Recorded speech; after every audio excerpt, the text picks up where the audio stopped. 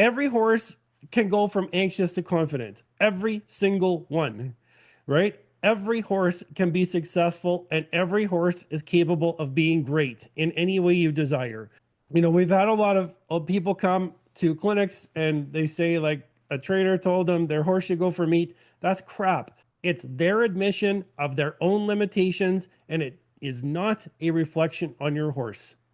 Can we all agree on that? Your horse is amazing, right? And sometimes it just takes the right way of working with them to bring that out. Sometimes they just struggle with things. It's not their fault, right? But we can be the ones to help. And that's really kind of what this is about. So the other little disclaimer here, if I were to present every single aspect of working with a horse to get them from anxious to confident, I hope you have a couple months to sit here with me, right? It's not possible. My goal tonight is to share some insight on how we go about doing this, the methods we go about doing this with, or the theories behind them, and touch on a couple different things that are really important. And then, right, if you'd like to explore that further, we have about 220 hours now, I think, of training videos in the library. You're more than welcome, right? And we have a program you can join to access all of those. You can join in our monthly shows, like a whole bunch of you here tonight are part of our monthly membership group. So that's very cool. And again, come to a clinic, not trying to do a sales pitch, but if anything here resonates with you and you want to work it through, one-on-one is the best way to do it.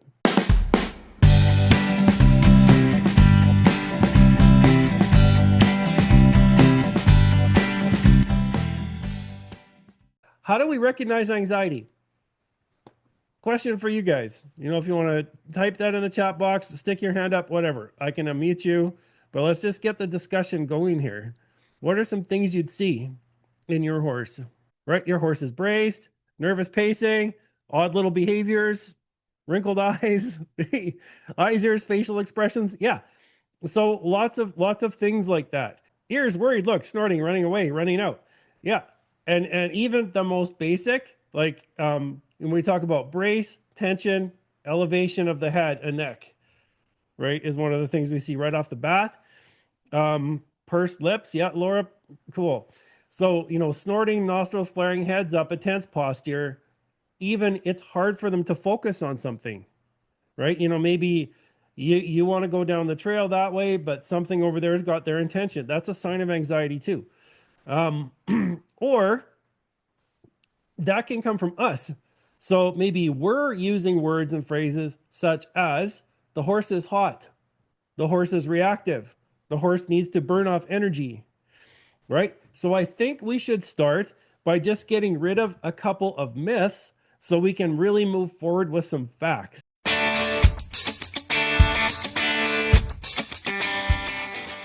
So let's talk about this burn off energy thing for a second. Energy is something measurable, right? I have an engineering degree. I understand that, right? Energy is something our bodies need to survive. We measure it in calories or joules if you're in the metric system, right? Our brain, heart, muscles, everything use energy, right? So that's why we have to eat, right? So when we use it, we burn it off, if you want to call it that, right? Our bodies use it up. Okay, so there is a myth out there that we need to burn off energy in the horse before we can ride, right? They need energy to survive. They need energy to do the things you want, right?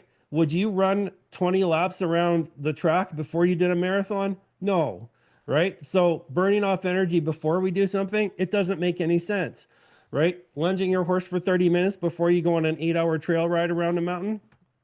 Hello, right? It doesn't make sense to do that stuff, right? What's the problem? Anxiety, right? So getting rid of anxiety, yeah, we can wear them down and exhaust them, but why not get rid of the problem, right? Instead of band-aiding a fix all the time. So some other myths, right? Because they're a root of most of our problems, right? And myths are when, there's a wide spread belief in something that's actually false, right? If you can, we go through history and we laugh at some of them, like, the earth is flat, People believed that for a long time. Or, when the philosophers came out with theories, or scientists, right? And some of them were like executed because it was heresy, right? And now we know those things are fact and scientific.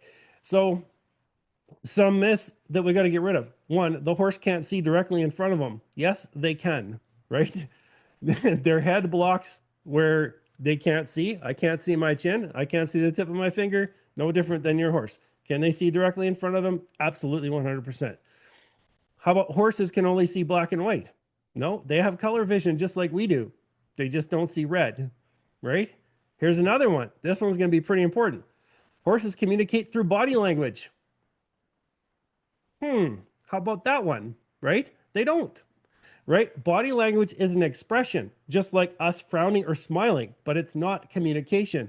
If I walked into a room frowning or smiling, you wouldn't know what I was frowning or smiling about unless I spoke, right? So body language, right? being an expression, the horse swishes their tail, right? Well, we can't swish our tail. The horse pins our ears. We can't pin our ears. So there has to be another way to communicate. And that is really important, right? And other myths that we're going to be concerned tonight about, because horses struggling are categorized as these: misbehaving, lacking respect, disobedient. So those are actually mythical because it's impossible for a horse to be any of those traits, right? And here's why it's not possible. We have part of our brain in our prefrontal cortex that is responsible for our morals. So when we think something is right or wrong, or have some moral thought about respect, right? We have a part of the brain that is used for that. Guess what? Horses don't have that part of the brain. So thoughts like right, wrong, good, bad, right? They can't think that, right? It's impossible. So what is respect then? This is personification. So how does this happen? When humans lack the knowledge to explain what they see, they explain it using their own behavior, right? So when we see a horse do something that we don't like, right, and we say it's a lack of respect, the only reason we say that is because if we did it, it will be a lack of respect. Does that make sense? This is true psychology. You can go look it up. There's a word for that. So what we need to do then is understand what's really going on with the horse so we can get to the root of the problem. Couple things here. Misbehaving. What's the only animal a horse can behave like? Unless you have my horse Jerry, right? Who behaves like a dog, right? A horse, right?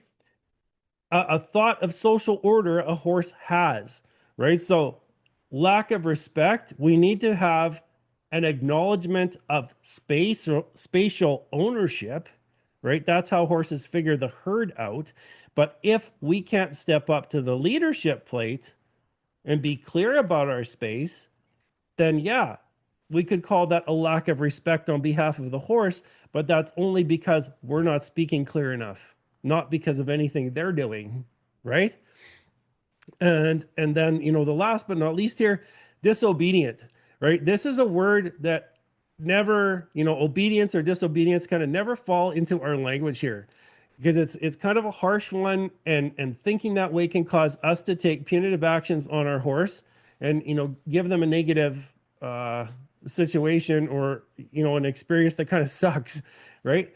So instead, what we desire is that we're trying our best to understand why our horse is struggling, and then we can support them and help them find answers, right? So versus thinking they're not obeying us, think, maybe I'm not leading in a way that they can follow. And how do we do that?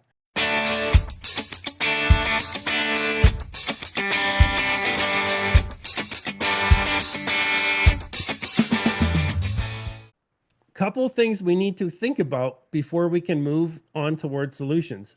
So, and these are kind of important ones to take to heart here. First one, proactive versus reactive. Okay. Reactive is taking action after a problem has already happened, right? The industry, all, marketing thrives on reactive behavior because we can use it to sell things, right?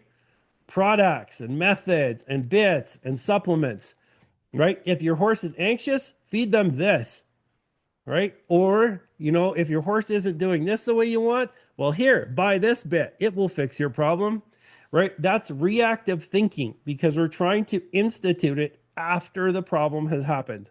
Does that make sense? So, the best thing we can do is prevent the problem from happening in the first place. Make sense? That's proactive thinking. What we'd like to really work at, when we're looking at an anxious problem, is being proactive about it. So thinking, how do I prevent this from happening, as opposed to what do I do when it's happened? And if you can think how important that is, if you're out on a trail ride somewhere and your horse takes off on you and you think, well, what do I do now? Right? That could end in a disaster, right? Because the one rein stop thing only works when a horse is calm, right?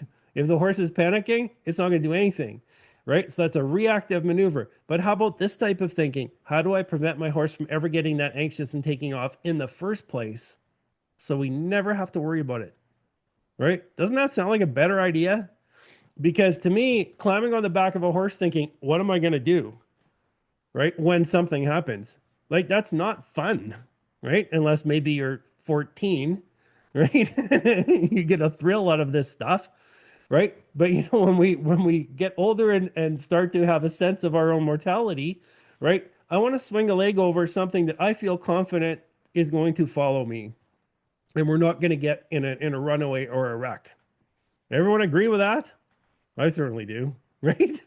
Cool. So, second premise, leadership. What do we already know about horses, right? They will follow a leader, right? In fact, most groups of animals do, right? But they can only follow a leader in the way they perceive leadership. Now, this is drastically different than how humans think of leadership. Okay, human leadership comes from maybe an elected position, right? Or you get, hired to be the boss or something, like that. Or you're running a company and you have employees, right? Or you're a preacher at a church and you have followers, right?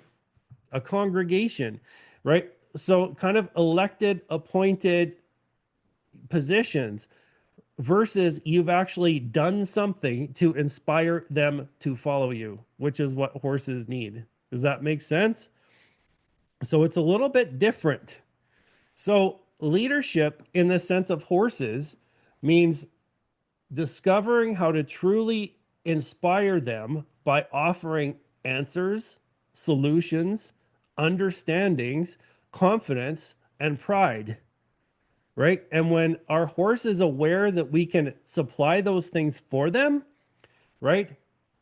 They're going to want to be with you, right? It's amazing the changes that can happen, right? Leadership has nothing to do with submission and obedience. It has to do with inspiring followers so that they want to follow you and choose to, not because there's a reprimand if they don't, right? There's leadership like that, but it might not be so fun, right? So then the onus is on us to create a positive leadership relationship in the way the horse understands it whenever we need to. Okay, last little piece here, right? A horse is an animal that's capable of mirroring us. Everything we do, right? Our emotions, our energy, our focus, right? How we feel about something, right? This is how they exist in their world, in the herd, right? It's how they relate to their environment and to people, right? It's something that they're capable of doing exceptionally well, right? So we know that and we can leverage it, in our favor.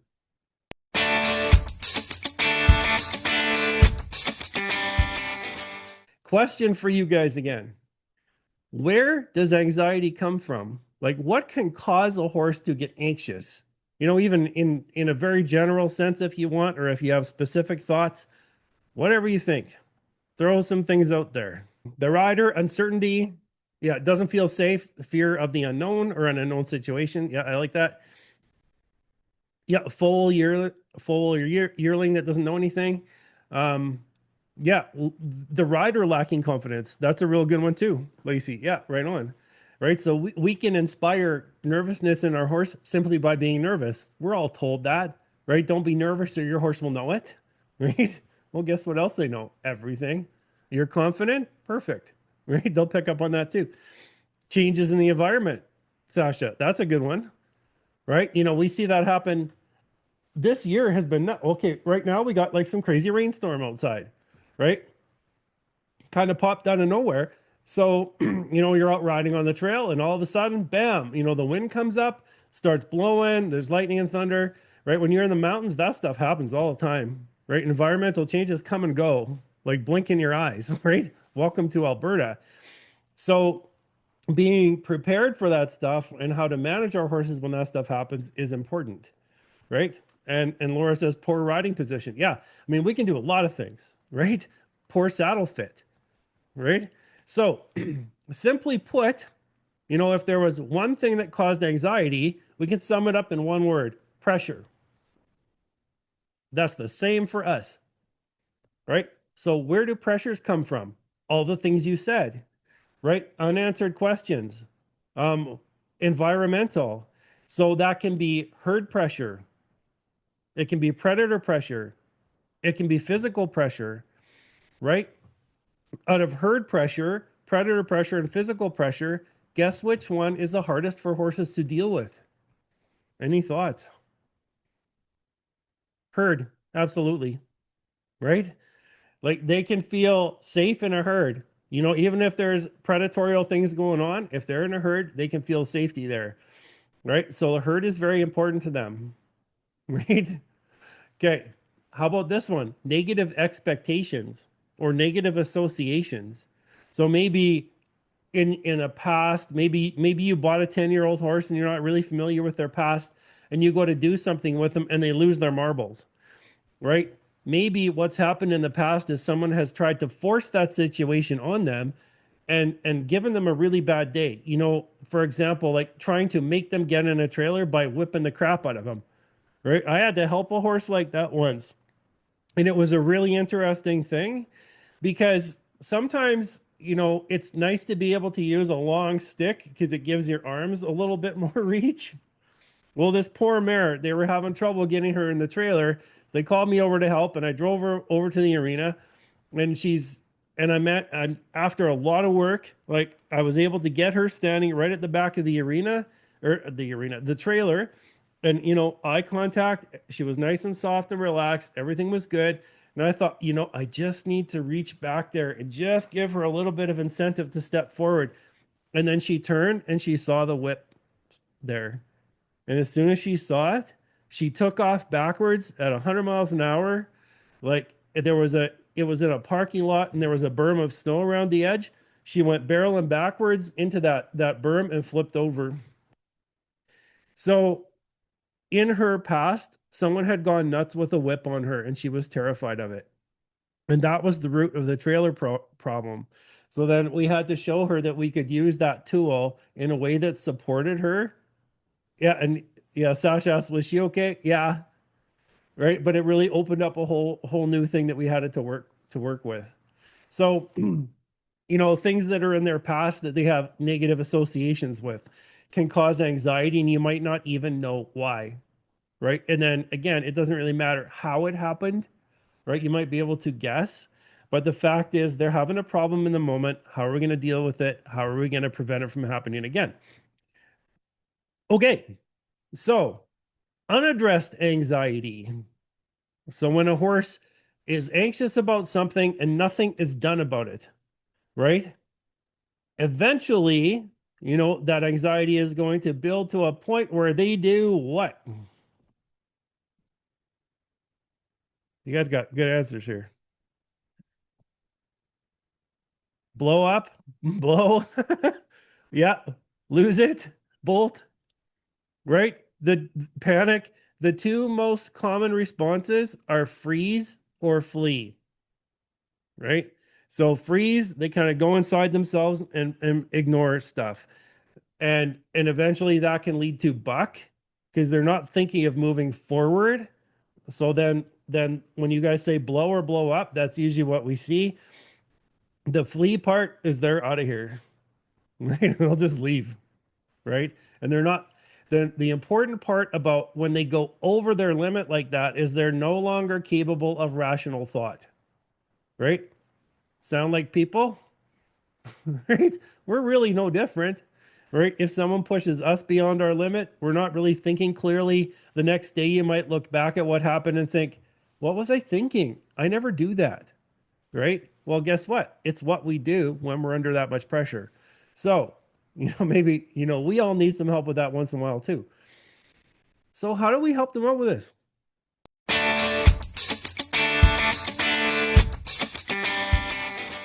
The solution is technically quite simple, right? We need a leadership relationship with our horse in which they are inspired and desire to follow us. Okay.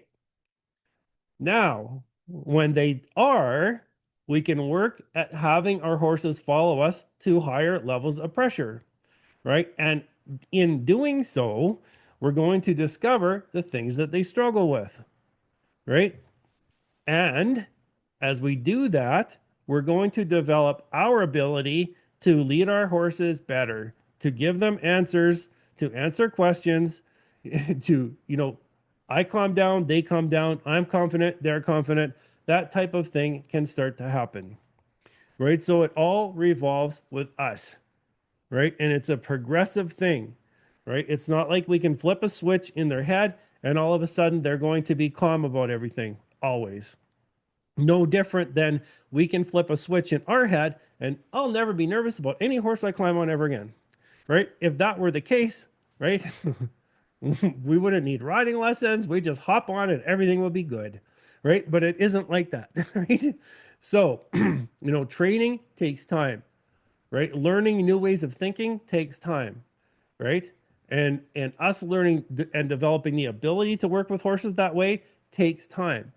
But what I love about this process is that when you are working with your horse to get there, you are going to go down that path together and find success together, right? It's the biggest team building thing you can do with your horse, right? Is to explore those things with them. Cool, right? It's been like a life changer for me, right? To be able to do that.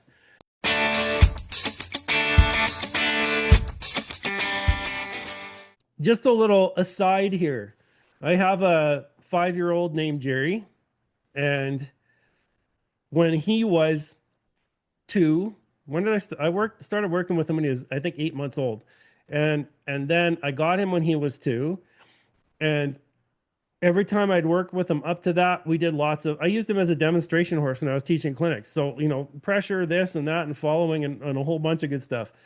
And then when I got him, right, again, using him as kind of a demo horse in the clinics, I'd saddle him up. We'd go for a trail ride where I would hike beside him and just get him really confident and comfortable with everything that we did, different pressures, everything. And it was his life. It was the only thing he knew.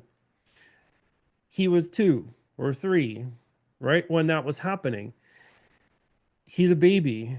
Nothing is dangerous, right? Think about a human kid, right? We go climbing trees, we hop on a skateboard, we get on a bike, and we go riding crazy and we wipe out, and it's like, yeah, whatever. And then when we get a little bit older, we realize, hey, we can get hurt, right? There's things that can get us, right? And we never have those thoughts when we're that young. So a colt doesn't either, right? But when they start to get a little bit older, they start to be aware of their own mortality, right? And then things can change a bit. So it's really important in that 2 to 5 year old range that we keep working this stuff, right? Because then, 5 and up is where they start to become the horse they're going to be. just like a teenage human, right? Once we hit like the 20s, that and up, that's who we're going to be for the rest of our lives. And it's harder to change, right? So with Jerry, what I realized a couple weeks ago was that there's some things that he was kind of shying away from and spooking at that I wasn't even really aware of. So he's starting to, he's kind of getting up there in the herd a little bit. He's confident in himself in the herd, very confident, sometimes too confident, right? But there's things which he's questioning now, which he just accepted before. So, an obstacle in the arena was in a different spot. And then I went to get on him and he's kind of shying from it.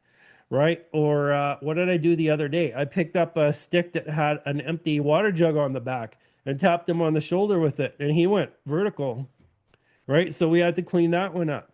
So my role with him now is to find things that cause him to get anxious deliberately so I can show him how to get out of that by following me, right? Because I want to be on that guy's back for the next 20 years and have him super confident about being there.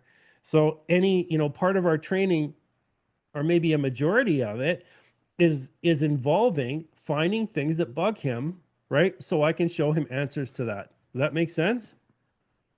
And it's a really valuable thing to do, if not one of the most important things you can do with a horse, right? If you're going to ride them outside, a very specific subset of exercises in an arena all the time and nothing else, you might get away with it. But if you're going to head out on the trail, it's going to challenge your relationship, right? That's about the most realistic thing you can do with a horse, right? So it's important that they are capable of following you when the stuff literally hits the fan.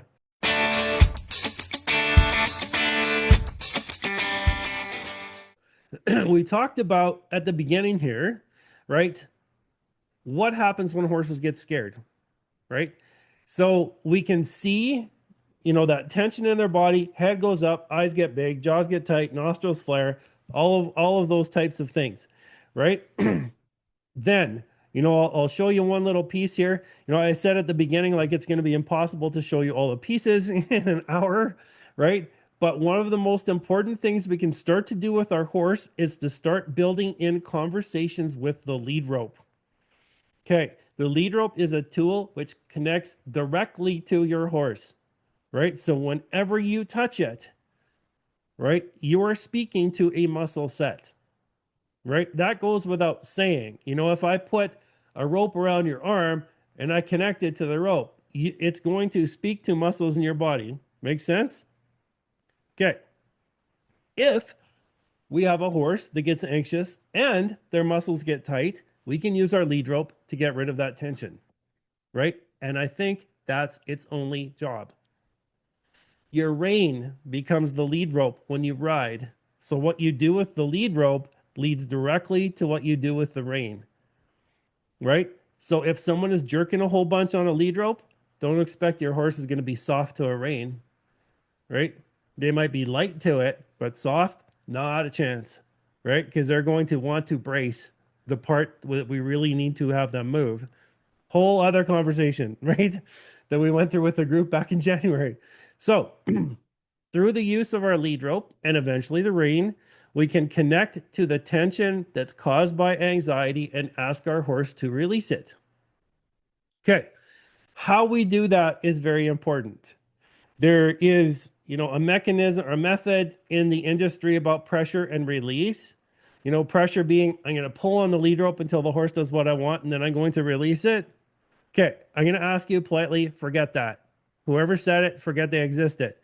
Because putting pressure on the horse to do something is going to cause the tension you're trying to get them to release, right? So there's a different way of using the lead rope, which is really fundamentally important because it connects directly to how you're going to use the rein. Anyway, I have a little video here that explores that a little bit, and I'm just going to play, I think, part of it here for you. Hang on a sec.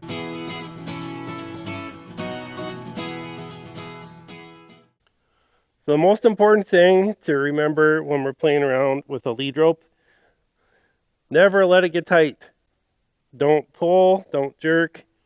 just a soft feel. Ultimately, we want our horses just to follow us, whether we're in the saddle or not, right? So we don't want to give them the impression that we can connect something to their head and jerk on it, right? That would be uncomfortable to us, sucks for them, right? So let's use it as a proactive tool instead. So one of the first things we can do to show our horse, what we're really looking for when we touch a rein, lead rope being the same thing, is just a very gentle connection down. We'll touch on the amount of tension we use in the lead rope later, but for now, I'll describe it as the weight of a timbit. And everyone knows how light those are. At least most of them. Some of them are heavier, but you get the point. Not much. When we first start this exercise with a horse, we stay in front of their face. Eye contact is important. We'll get to that. And then we connect with the lead rope straight down. Here is why. When a horse, or a human, becomes anxious, we get tight. Our bodies prepare for fight or flight, and our muscles get tense. We also know that when a horse becomes anxious, we typically see their head go up. A horse's neck is comprised of bilateral muscles. That is, muscles that are the same on the left side as the right side. We know that when both left and right side muscles are activated at the same time, this causes their head to go up. We also know that gravity and release of those muscles causes their head to go down. Therefore, when we connect down on a lead rope, we are speaking to the muscles that elevate their head when they're anxious. That's basic biomechanics. Now, if we pull on the lead rope, the horse in turn will pull the opposite way. This will cause their head to go up. This is why pulling and jerking on a lead rope causes a horse to rear. But if we put the slightest feel in, we can ask them to release that tension. It's important that the feel not be constant or it is easily ignored, but have a slight motion with it, which I'll show you. For now, though, consider the amount of weight in the lead rope, the tension I put in, that is, to be about the weight of a timbit. So the weight, it's not a pull, it's not a jerk, it's not a tug. It's almost like a feel. So there's different ways we can do that. And I'm going to show them to you. The first one being, hey buddy, you need to back up a step. Thank you. Even just sliding your hand down the rope.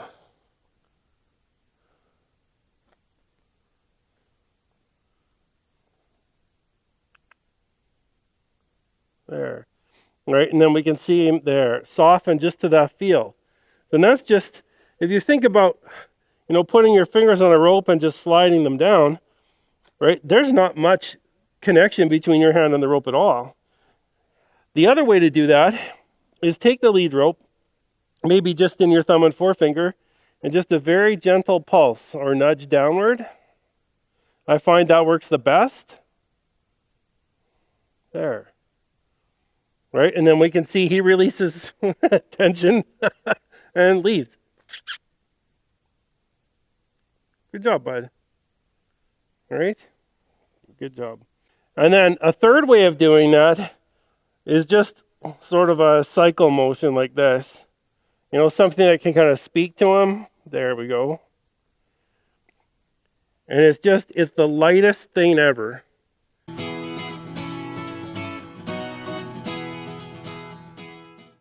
This is something that we need to establish with our horse, like right off the bat, before we can really do anything else. Like they need to have an understanding of what it means when I touch the lead rope or the rein. Cool. And when we start this is something we want to get going when the horse is calm and we have eye focus.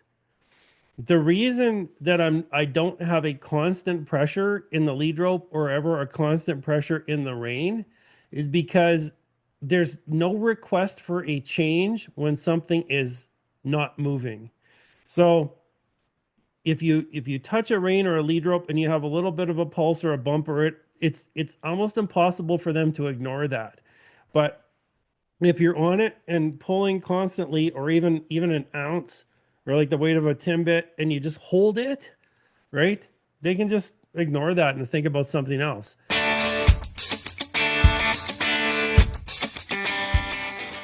Communication. So what I mentioned before, horses not communicating through body language. So it's super important to know how they do communicate, right? If we can't, we can never communicate effectively with them. And that's a big barrier to being a leader. Okay. So we got to get past that myth world, right? And kind of get into how they really do it and get good at it. And, the better we can be, the better we are at communicating in their language, the more adept they're going to be at listening to us and the more precise they can be, right? It's really learning a language, right? Just like a spoken language we're trying to learn. If you go to another country where you're maybe 20%, competent at speaking their language, they might kind of look at you funny, and maybe they're kind of guessing what you mean once in a while. You maybe order something at a restaurant and you get something else because they just took a guess because you really didn't understand what you said, right? That type of thing. Like, yeah, you're getting by, but there's a whole bunch of ambiguity in there, right? So when we start speaking in the language of the horse, that's going to happen, right? And then we get better at it. And we can get really, really good at it, but it's not something that's really natural to us. So horses communicate in 4 ways: space, energy, empathy, and presentation. We're going to focus on a couple of those tonight because they connected directly to leadership and directly to releasing anxiety. So the first one, space, right? Ownership of space, that is the space, literally the space around us that we perceive as our own, right? Ownership of that is what horses use to determine their social order. So it's very important, right? So it makes sense that we learn to use our space in a way that they understand, which will grant us leadership, right? So whacking your horse to get them out of your way, being angry as you kick them out of your space, poking, hitting them, physical contact, moving their bum around, none of that is going to get you leadership at all, right? It might get them to move because you annoy them enough, but they're not going to think they're above you in the herd, right? True fact. If the horse does not believe you're above them in the herd, they're not going to follow you when they get scared. Make sense? Right? We need them to believe in us in order for them to follow, right? So if the horse does not believe that you're above them in the herd, they might love to hang out with you. Maybe you give them cookies every day. That still doesn't make you the leader. Maybe you go out and do fun things together. You still might not be the leader, right? Because you'll realize when that happens, because when they have a different idea or they get scared of something, you guys are going to have a struggle. Anyone ever experienced that? And if you're not putting up your hand, you're lying to me, right? It's happened to everybody at some point, right? Okay. I'm going to show you a little video here about how we achieve that spatial conversation with leadership with our horse, right? We're not getting into all the tiny little bits of it, so this is going to be kind of fairly brief. Suffice it to say that when we're doing this exercise, what we desire is that the horse is accountable for moving or yielding with us. Not like I'm kicking them out, but I'm pushing my space and I want them to follow it. Anyway, you'll kind of see what I mean here.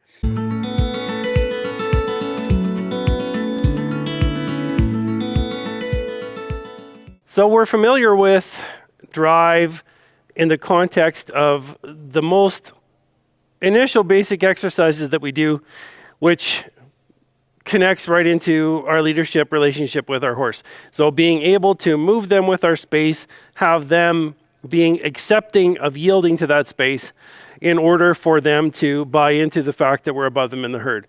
So just to demonstrate that with Chip, let's get him this way a little bit.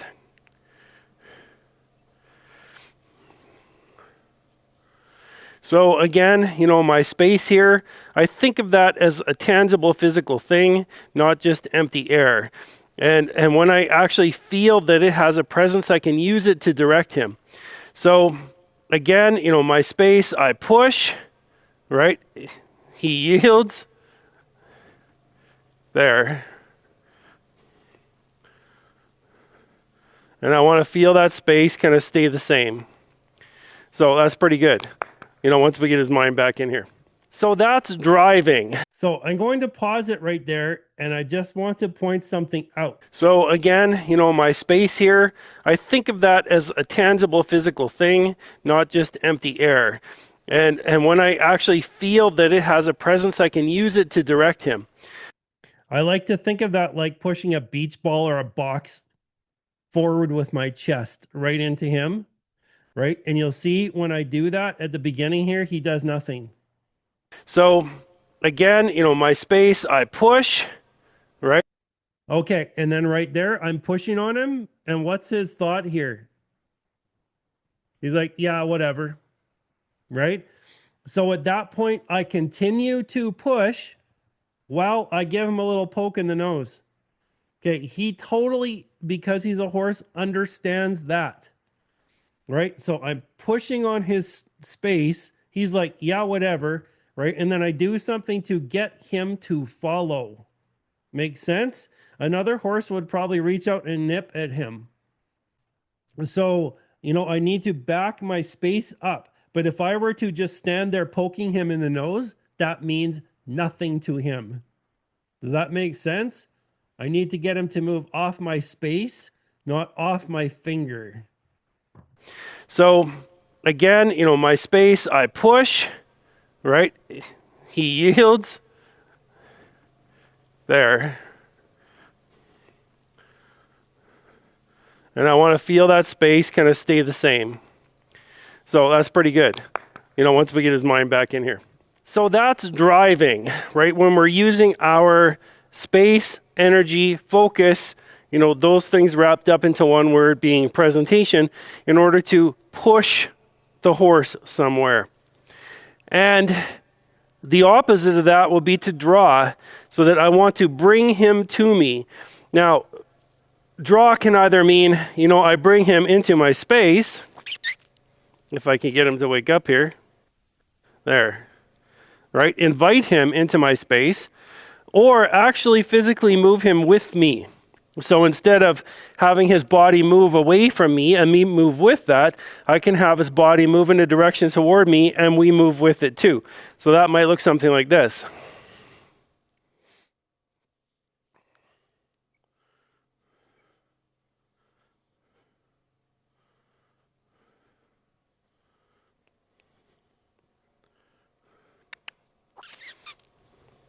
There, get his focus, and then have him come with me. I could draw his eye this way. All right, I feel like I'm touching him when I'm actually not having any physical contact with him whatsoever. So that's draw. Moving on here. So we have space. The energy is what we put into it. The third part of communication is empathy. Okay.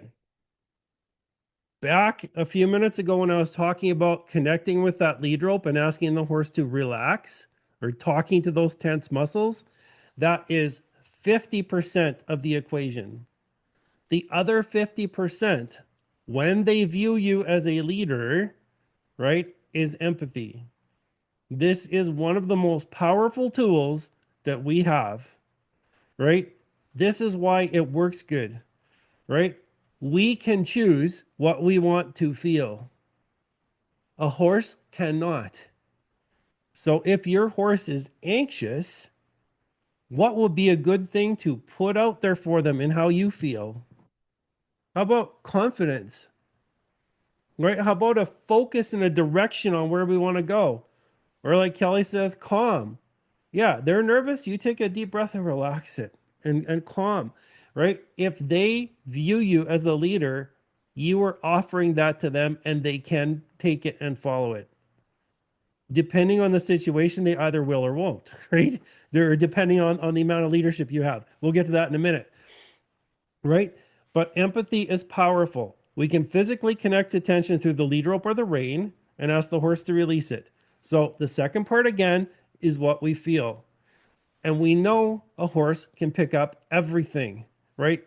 Horses in the herd need a mechanism to communicate comfort, calm, fear, curiosity, and other emotions. So they pick up on what the herd feels. It's very powerful, right? You may have been in a situation before where something is going on with a bunch of horses and your horse gets anxious because of what they're doing, right? We need that to switch around a little bit so that they follow what we do. That's the leadership part. So there's an incredibly valuable tool here, our ability to communicate that to our horse.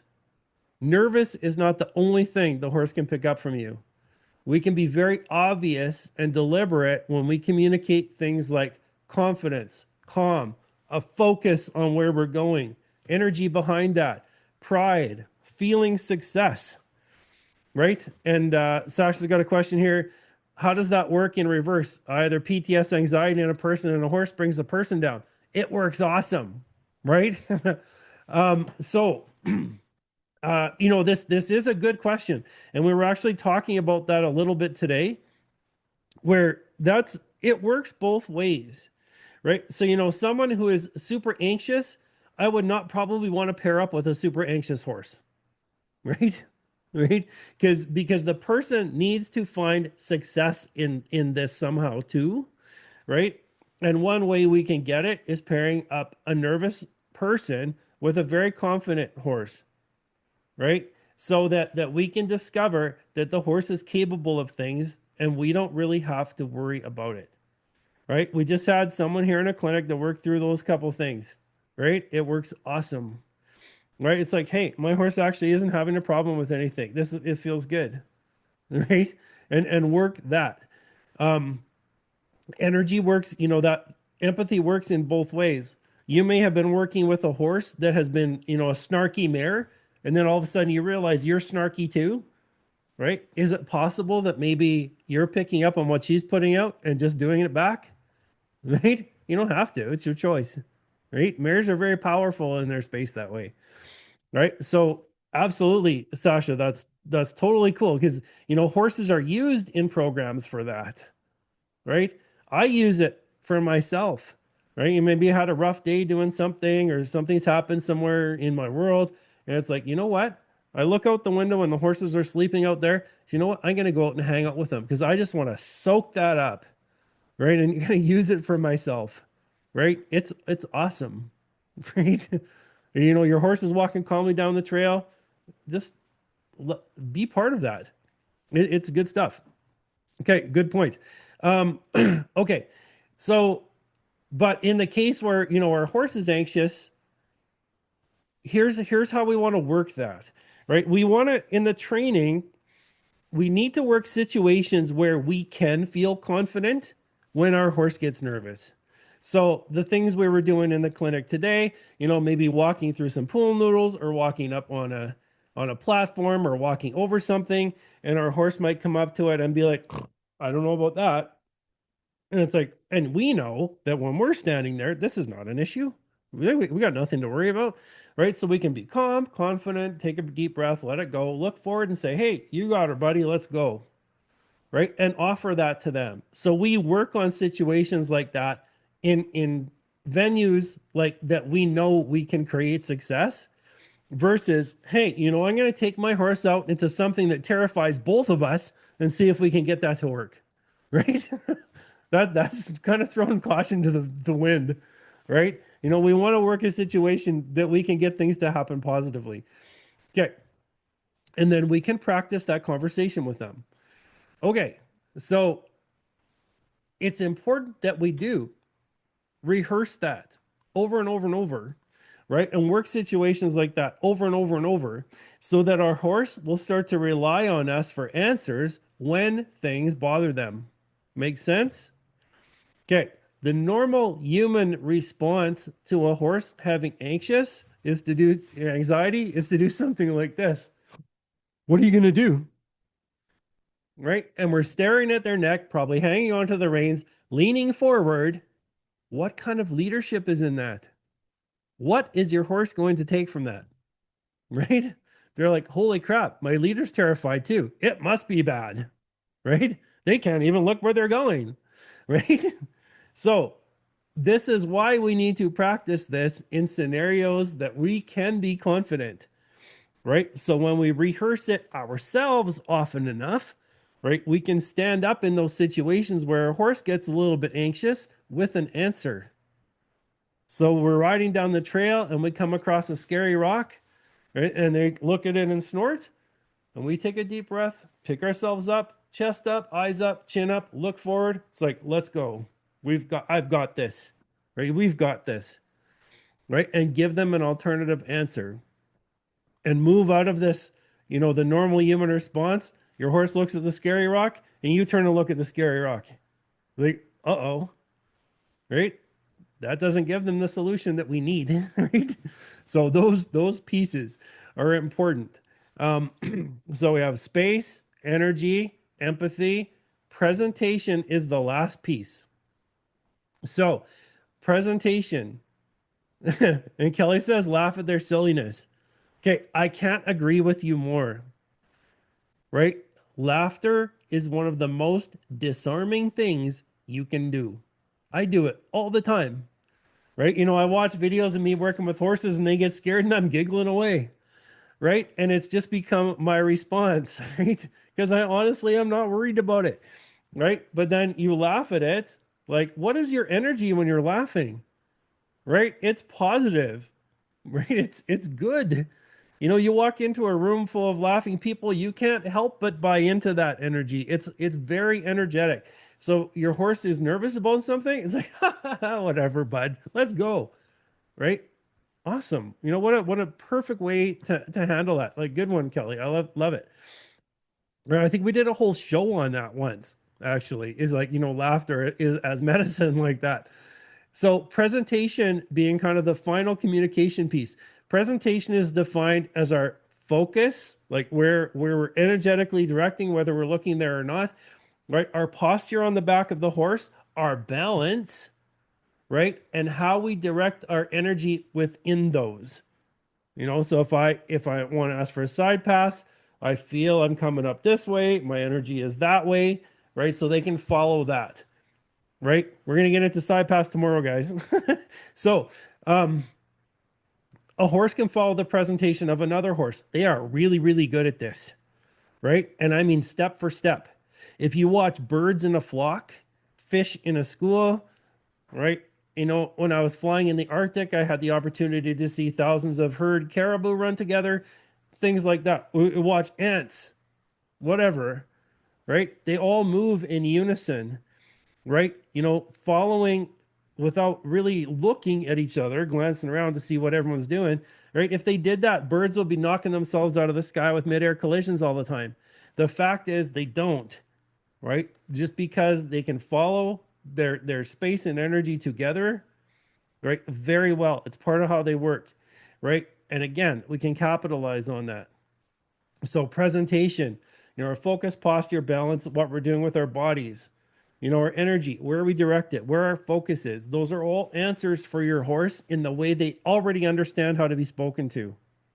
So our ability to get more proficient at that, right, is fundamentally important, right? So, here's the thing. You can't teach a horse not to be anxious. They need to discover it, right? That they don't need to worry. And it's um our job, right? Our mission, our goal, right? In order to create that leadership agreement with our horse, in which when they get nervous, right? They think, hey, what's Scott going to do? I'm going to follow him, right? They already know how to do that because they do it in the herd all the time, right? So we become the leader. We demonstrate to them that we can be a trusted one to follow, that we're going to offer them solutions, right? And they will, right? And then we can mitigate that anxiety, prevent it from happening before it escalates into something that's out of control.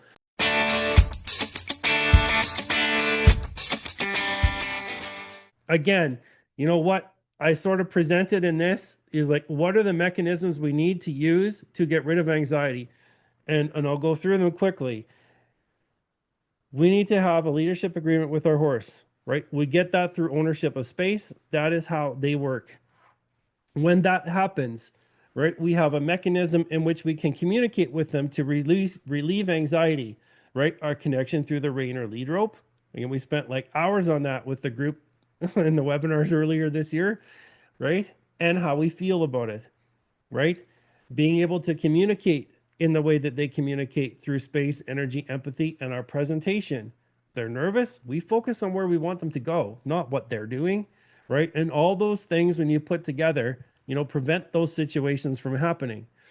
Now, here is the kicker. I got one more thing to show you here. Let's just pretend we could measure their anxiety on a scale from 0 to 10. Okay. So when would a horse, what would a horse be doing when their anxiety is at 0? Right? Sleeping, eyes closed, snoring, REM sleep. Yeah. Or Kathy eating. Yeah. Okay. What do you think they might be doing when their anxiety is at 10? What do you think's going on here? Right? Bolting, running, flight. Yeah, absolutely. So what I'd like fleeing from a cat. Okay, bucking. Okay, cool. What I want you to think about here is that every horse has a limit, just like every person has a limit, right? I don't know how to draw a straight line on this thing. They changed it, but let's say, oh my God, that's horrible. That's supposed to be a straight line.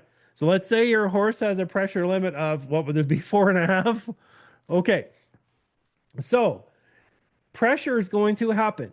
Maybe this is a windstorm. Maybe it's a cat, right? Kelly says, whatever. Something that's causing your horse anxiety.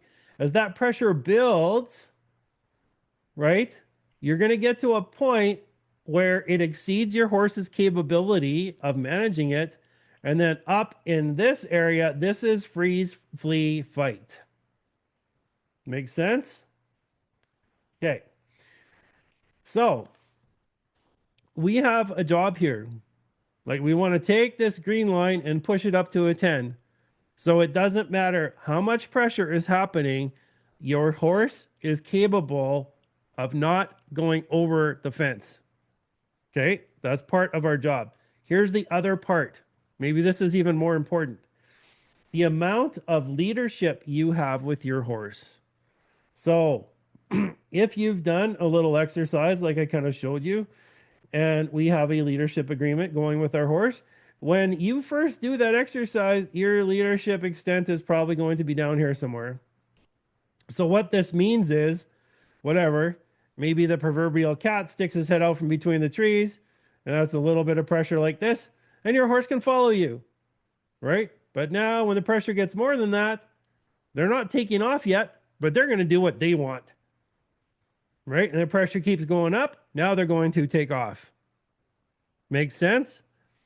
So once your horse views you as a leader, again, it's not like we flip the switch and now they're going to follow you. If you're calm, they're calm. What that does is allow us a venue to start to train that. So now we can start to introduce pressures which cause your horse to think, I need to take off. And then you come in and say, actually, I got a better idea. Right? And you repeat that over and over with different things. You get super creative. This is what our whole connected clinic is, right? To the point where, your leadership and their level of pressure that they can handle are matched. And then we know that, anytime your horse is having some kind of problem, right, that they can follow you.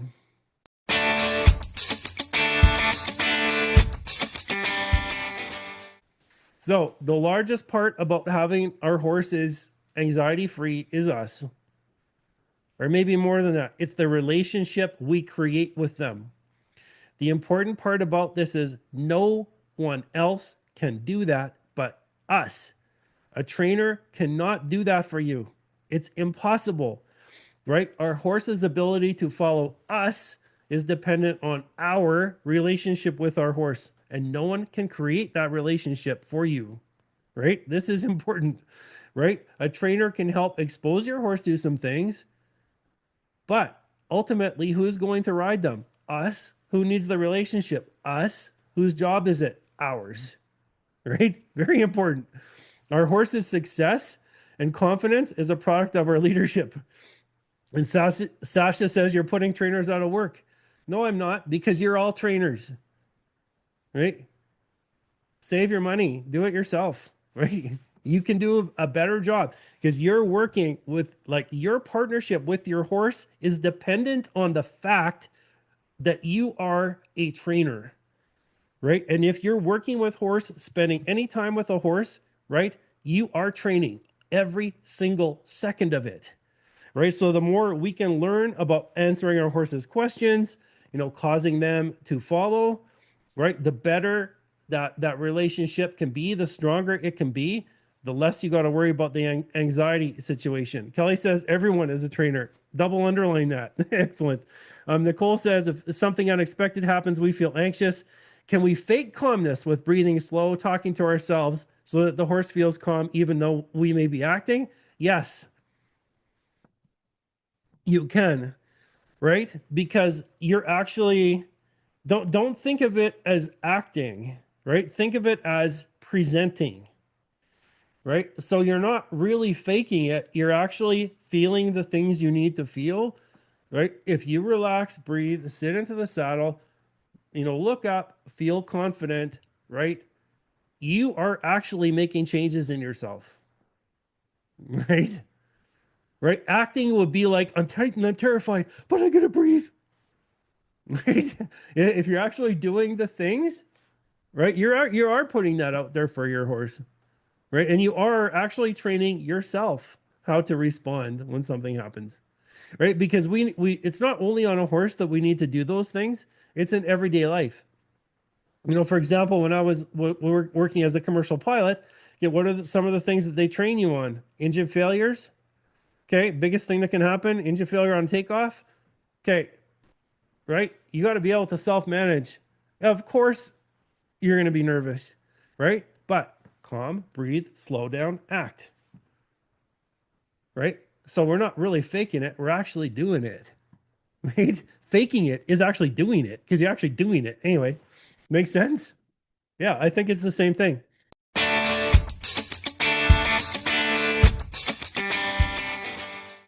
Again, this is sort of a huge topic that goes on and on and on. On the website, we have like a whole series of videos on working with pressure. Um, we have a whole series of videos on creating that leadership relationship with your horse. We have a whole series of videos, like all these things, because there's so much to this, right? But the fundamentals, like I gave them all to you, right? Creating a leadership relationship, starting to introduce pressures, showing your horse the answer, right? That builds your relationship. They'll start to depend on you. Away you go, right? And then how we do that, right? It's I can't show you that in an hour, right? Come and play, right? Check out the videos. We got it all there for you.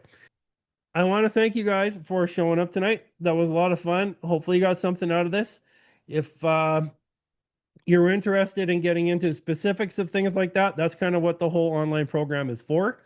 And again, you got access to a couple 100 hours of videos on all the particulars. Any topic you have, we do, right? So I got to get in touch with you guys who are in the program and figure out what we're going to do for the next show. But cool stuff. And yes, Mary Kay, I will get to the last week's video pretty quick. Awesome, Misty. Thanks for coming. We'll have this posted up as soon as I can get it up on YouTube, and I'll send everyone a link. And yeah, thanks, Kelly. Thanks, Lacey. Thanks, Laura. Awesome. Good to see you guys. Okay, and take care and have a good weekend.